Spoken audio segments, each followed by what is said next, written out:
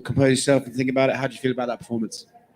Yeah, I feel like I showed a new feather in my cap. I showed how well-rounded I am as a fighter. I made the right adjustments to the game that he was doing. Like, he was kind of playing his game, and he was just waiting on me for that first round. He'd wait for me to commit to anything, and then step through over the top with his hands. So I just made the right adjustments and kind of just gave him a taste of his own medicine, and just went away from his strengths. Like, if he's going to just do that, I'm just going to make the adjustments. I'm just grabbed a hold of him and then felt I was a lot stronger than he was, and I just used it to show how well-rounded I am. I know you sort of made like it's not a big deal and stuff like that, but now you've had the fight, you won the fight. How hard has this last training camp been with the lockdown and everything like that? Oh, very crazy. This like a bit of an undersell, but it's just been like pretty much everything that could go wrong went wrong in this training camp. Like, it was crazy, bro. I signed this fight. Maybe that was like the bad thing about it. Like, I signed this fight on the Sunday, and then Tuesday we went into just a full lockdown. Like, everything shut down. But Huge came up with like a quick plan to move everyone to the gym, and then cops come shut that down. And then I trained in the gym, got caught there. Cops come shut that down, and they just told me, man, we catch you doing anything one more time and we're going to arrest you.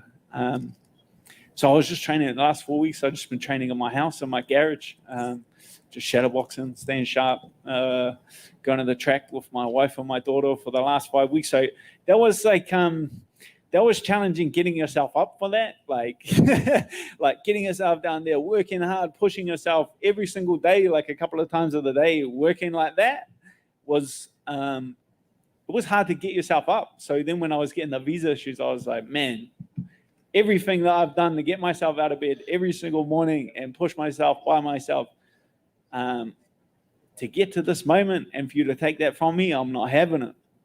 Turned to social media, got everyone behind me, and it's not the first time. Like, I've turned to social media in the past before to get myself in the UFC in the first place. I think it was harass for the hangman was the hashtag, and we used that. And I used that social media campaign to get myself in the UFC. So when I was faced with a problem I couldn't solve, I went back to the people that got me there. I don't fight for this Sport New Zealand or anything like that. Like, I'll fight for the Kiwis back home that have my back. Those are the people that I step in the octagon for.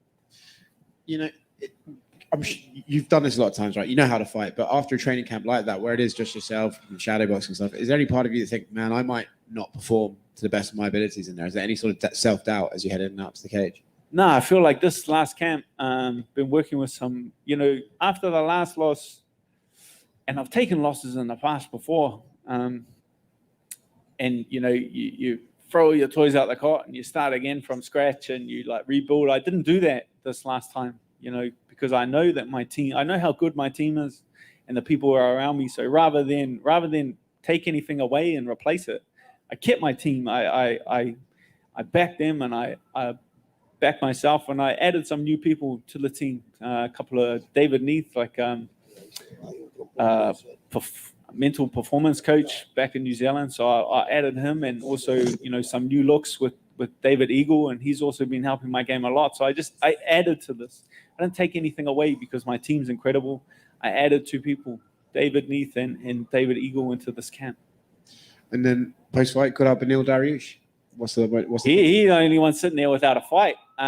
If you look at the rankings, every single last one of them's booked except Tony Ferguson and Beneil Dariush. They just fought, so it doesn't make sense for that fight to happen again. So Beneil Dariush is sitting there without a dance partner, and that gets me out of bed in the morning. That gets me excited. A fight like that, I like the look of his little number there, so I would love to take that off him. No interest in our man?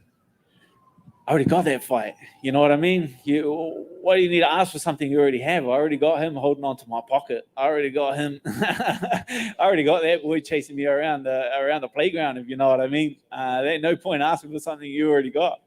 Last thing for me, you guys have spoke about moving to the States. Do you have any timeline on when that might be?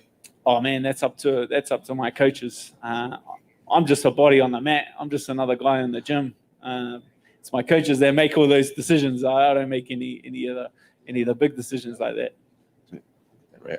At the beginning of round 3, I think from the outside looking in, it seemed like Nasrat knew he was down 2 rounds and probably came out guns blazing, knowing he needed the finish. And the broadcast team maybe were wondering if you felt fatigue at all from not the best camp, maybe like an unstructured camp. So did you feel any fatigue set in round 3? Nah, like, yeah, he was down 2 rounds. He needed to do something. And then your opportunity to do that is in the start of that round. You know, this is not my first rodeo. I knew that was his opportunity. I knew that that's what he was doing. So what? If I stand there and throw back, I'm giving him exactly what he wants. Like, what am I going to do? Don't be silly. Just wait till he slows down a bit. He slowed down. I grabbed a hold of him and worked to my strengths and used my advantages. Then on the Beneil Dariush, what did you make of his win over Tony Ferguson, his performance? What did you make of Beneil's performance? When was that fight? That was May, I think. Oh man, in Houston. What card was that? That was the Charles Oliveira. Michael. Oh man, I was so pissed. I thought Michael Chandler won watching that fight back in New Zealand at my mate's house. So I can't even tell you how that fight went down. What do you think of the lightweight fight that's coming up? Lightweight title fight between Poirier and Oliveira in December. Yeah, I feel like Poirier's got that fight. I feel like he's I feel like he's got the advantages in that fight. I feel like he gets it done. And what's the process of getting home? Is it just you have to quarantine 2 weeks when you get back? Yeah, so that's why I pushed so hard to get on this card, because I had a spot to get back in New Zealand. Like that's why I made a fight where there was no fight. People got the wrong end of the stick when they saw this card and saw where I was on the card and saw who I was fighting. They were like, oh man, the UFC's kind of disrespecting Dan Hooker after a couple of main events and a co-main event, and they've chucked him down. And that's just really not how it went down. The UFC did me a solid. Sean Shelby did me a solid. He created a fight where there was no fight. I pretty much just started doing interviews and was just telling everyone that I was fighting on UFC 266.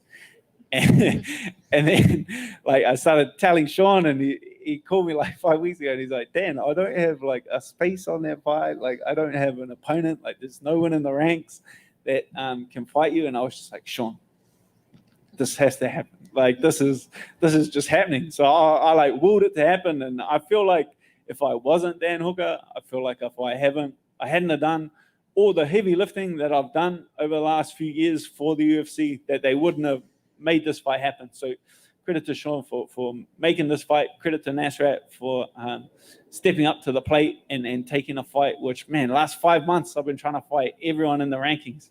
They can say what they want to say, but I could show you my phone with the emails just being like, Dan, there's no one. Dan, there's no one. So actually, Nasrat just DM'd me on Instagram and was just like, hey, I heard you're looking for a fight. I'll fight you. And I just said, quit selling, boy. It's sold. Let's go. Did you say anything to Nasrat after the fight? I know you both went through kind of similar situations getting here. And he I just went up, yeah, thanks for the fight, bud.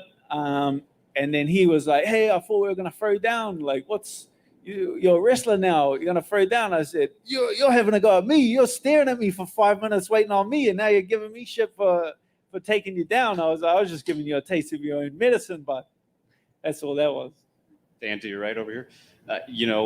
Nick Diaz is coming back tonight, and I know you've expressed interest in fighting him and Nate, before this fight. Nate in the building, you want to try and set that up now? I feel like it's chasing unicorns, waiting for that fight. To be honest, my priority is the title. If that fight came to fruition, I would 100% take that fight. But my eyes are firmly fixed on the title. Like anything that comes outside of that can come. But man, that gold belt around my waist, there ain't nothing that's gonna stop me from getting my hands on it. Was it kind of nicer to be lower on a card rather than like a main event or in a really high profile spot in terms of like the pressure tonight? Pressure for me is I'm under as much pressure as I put myself under. I don't feel any external pressure. I feel like if I put pressure on myself, I feel pressure. But whether you put me in a pub in Auckland with 10 people there, or whether you put me in the main event of a pay-per-view, you're gonna get it. I'm gonna fight the same way that I fight. Congrats, Dan. Thank you. Dan, right over here. The reaction of your country to the pandemic, I was wondering what your general overall thoughts were to that, especially when you come over here and you're fighting in front of a crowd of about 17,000 people and most aren't wearing masks. Oh, brother, I'm a cage fighter. Like that's my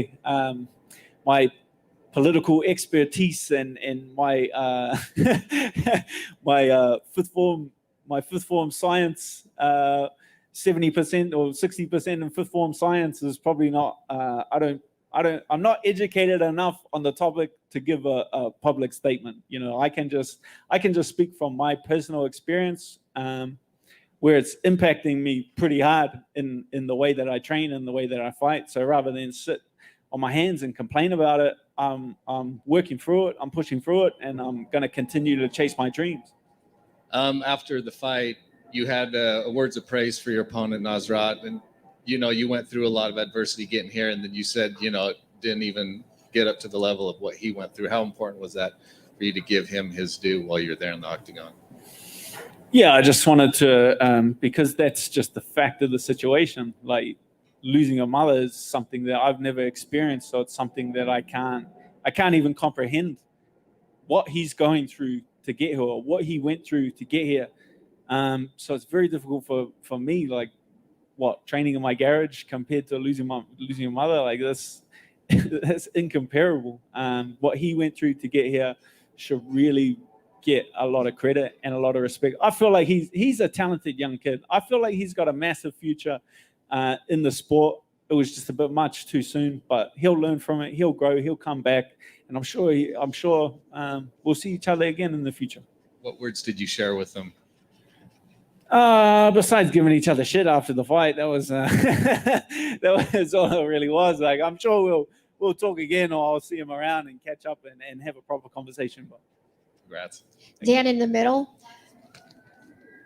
Israel Adesanya had said that he was not going to fight again in his home country because of how you were treated. Have you talked to him about that, and how do you feel about his demonstrative statement? I can definitely see where he's coming from. I can definitely see he's speaking from the heart. He's upset about the situation, and I feel like the powers that be showed their true colors. I feel like Sport New Zealand, I feel like the bigwigs in the media back home in New Zealand, they've just kind of been playing nice with us because we've been getting so much attention for the country. They've been playing along, playing nice of us. And then they saw opportunity to put a lid on us or put a cap on us. And they showed their true colors of what they really wanted to do, which was stop MMA and the UFC getting massive in New Zealand. But it's a part of New Zealand culture. Combat sports is a part of our DNA in New Zealand. And we're going to push through no matter what. So when I say that, yeah, I'm willing to come over here and move to the States to continue. It's not because I want to move away from New Zealand or take anything away from New Zealand. No, I want to keep the ball rolling for New Zealand. I want to keep the ball rolling for my people. I don't want to just go back home and stay in my house and shut up and stay quiet and do what they want me to do, which is not train, not fight, sit on my hands, shut my gym down, and not continue to grow the sport in New Zealand. No, I'm not going to take that. I'm going to continue to train. I'm going to continue to fight. I'm going to continue to make sure that the UFC and MMA in New Zealand has a massive future, and it's not going anywhere. So the powers that be, in the way that I say that, can kiss my ass, because we are not going anywhere. We are a sport. We are a part of New Zealand culture, and it's going to be there for a very long time. Boom.